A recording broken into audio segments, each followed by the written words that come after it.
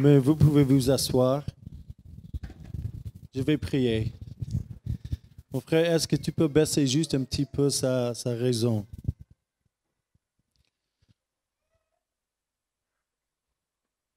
Oui, je vais prêcher.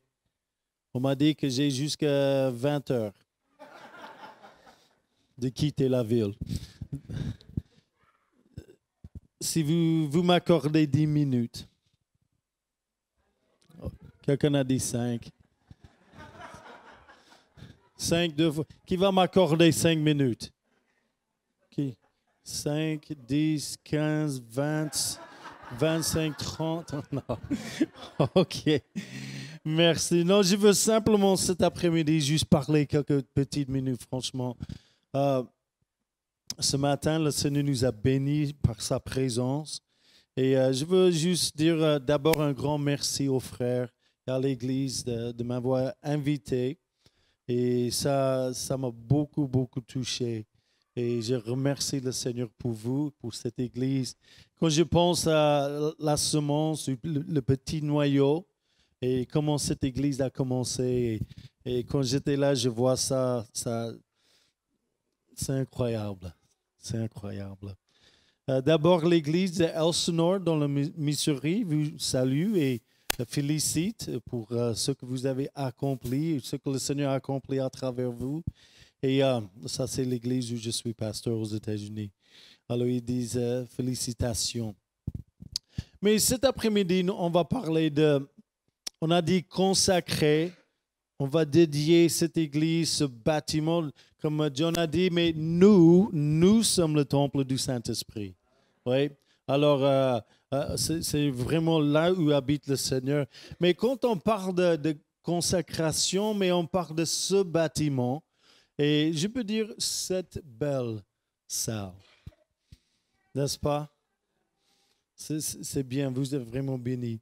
Et si nous allons consacrer ce bâtiment, c'est-à-dire que nous voulons donner ça, consacrer, ça veut dire mise à part pour le Seigneur.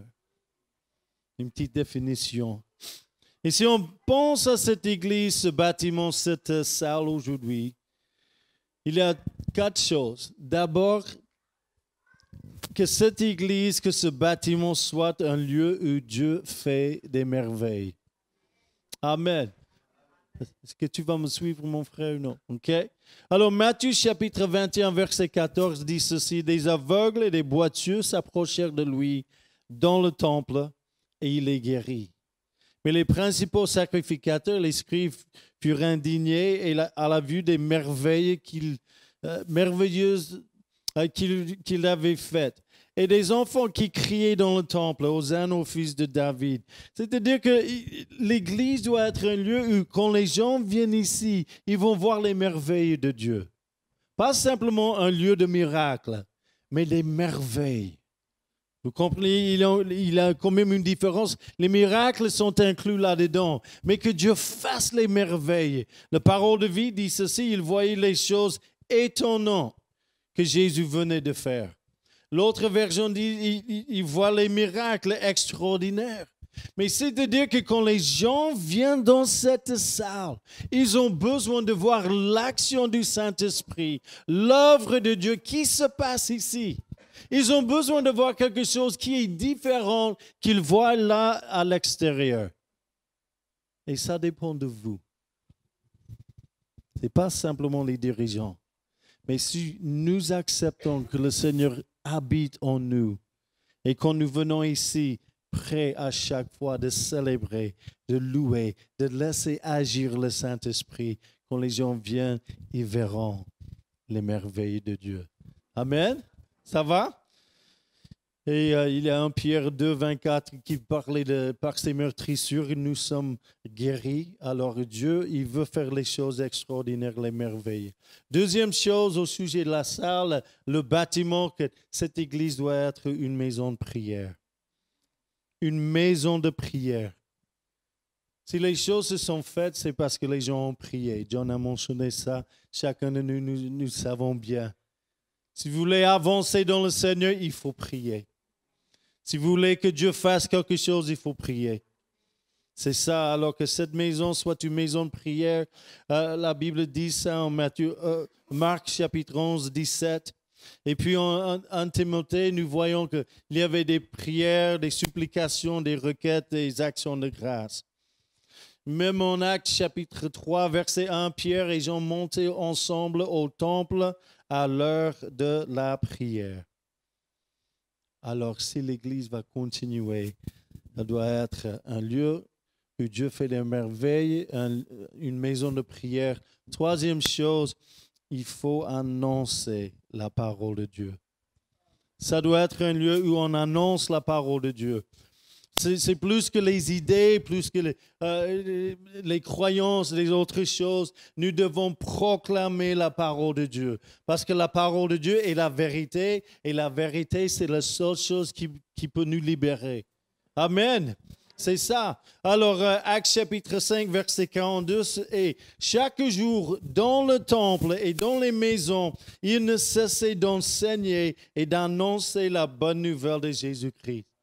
Chaque jour, dans le temple, dans les maisons, ils se mettaient ensemble pour prier. Jean chapitre 8, verset 31. Et il dit aux Juifs qui avaient cru en lui, si vous demeurez dans ma parole, et vous êtes vraiment mes disciples, vous connaîtrez la vérité et la vérité vous affranchira. Alors la parole de vie et la vérité vous rendra libre. Alléluia. Alors toutes les chaînes qui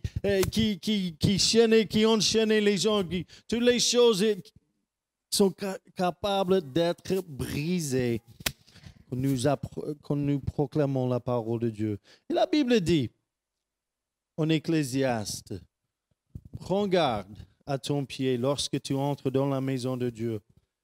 Approche-toi pour écouter. Pour écouter. Alors quand la parole est annoncée, écoutons la parole de Dieu. Amen. Et puis la Bible dit que vous êtes porteurs de la parole de vie. Quand nous proclamons la parole, ça donne la vie. Amen. La dernière chose, ça doit être un lieu où nous trouvons la gloire de Dieu. Benjamin, prends ton équipe. Viens. Un lieu où nous trouvons la gloire de Dieu. Je sais que ce matin, c'était formidable. Nous avons bien mangé à midi. Il fait chaud et vous êtes fatigués. Je suis fatigué. J'ai fait le plus long voyage. Mais s'il y a une chose dont nous avons besoin dans l'Église, c'est la gloire de Dieu. C'est la présence de Dieu. Parce que quand les gens entrent par la porte là, ils ont besoin de voir et de ressentir quelque chose qui est plus grand que nous. C'est la présence de Dieu. La gloire du Seigneur. 1 Samuel 3, 3. La lampe de Dieu n'était pas encore éteinte. Et Samuel était couché dans le temple de l'Éternel, où était l'arche de Dieu, qui représente la présence de Dieu. Et puis le dernier verset que nous savons tous. Les sacrificateurs ne pouvaient pas y rester pour faire le service à cause de la nuée. Que la gloire de l'Éternel remplissait la maison de Dieu. Quand ils étaient là pour dédier, pour consacrer le temple de Dieu, il y avait une gloire qui est descendue jusqu'au point que les gens ne pouvaient pas se mettre debout pour entrer là-dedans. Nous ne voulons pas que la gloire nous empêche d'entrer, mais nous voulons que la gloire descende. Nous voulons que ça soit un lieu où la gloire demeure. Que chaque fois que les gens entrent ici, ils peuvent sortir en disant, mais il y a quelque chose là. Je ne peux pas expliquer qu'est-ce que c'est. Mais ils doivent savoir que Dieu habite dans cette salle. Oui, nous sommes le temple du Saint-Esprit. Mais quand nous venons ensemble, nous avons besoin de voir la gloire de notre Dieu qui est capable de changer les gens aussi. Quand la parole est annoncée, quand nous avons prié, quand Dieu fait les merveilles, mais nous avons besoin aussi de sa gloire. Est-ce qu'on peut se mettre debout cet après-midi? Alléluia.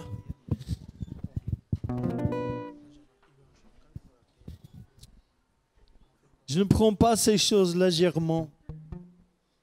Mes amis, s'il y a une chose qui nous manque aujourd'hui dans les églises, dans le monde entier, c'est souvent la gloire de notre Dieu. C'est l'Esprit de Dieu dans sa puissance, mais sa gloire. Moi, je vais vous demander une chose cet après-midi. Si vous êtes d'accord avec moi, et je pense qu'avec le Saint-Esprit, est-ce que vous êtes d'accord de lever vos mains et de demander au Seigneur de faire tomber sa gloire dans ce lieu, de faire tomber sa gloire dans cette salle, et pas simplement pour aujourd'hui, mais chaque fois qu'on vient ici, chaque fois que la porte s'ouvre, que les gens y ressentent la gloire de Dieu. Alléluia! Est-ce qu'on peut lever nos mains? Est-ce qu'on peut demander, Seigneur, s'il te plaît, ouvre les cieux.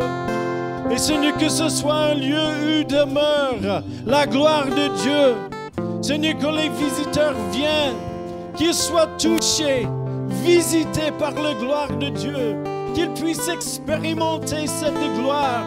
Seigneur, quelque chose qui est différent que les clubs, différent que les lieux, les boîtes de nuit. Mais Seigneur, quelque chose qui est souverain, quelque chose qui vient de Dieu, quelque chose de divin. Seigneur, nous avons besoin de ta gloire et ta puissance, ta présence au milieu de nous. Seigneur, fais que ce soit comme ça. Seigneur, nous te demandons au nom de Jésus, sois béni, Seigneur, à chaque fois qu'on vient, sois béni au nom de Jésus.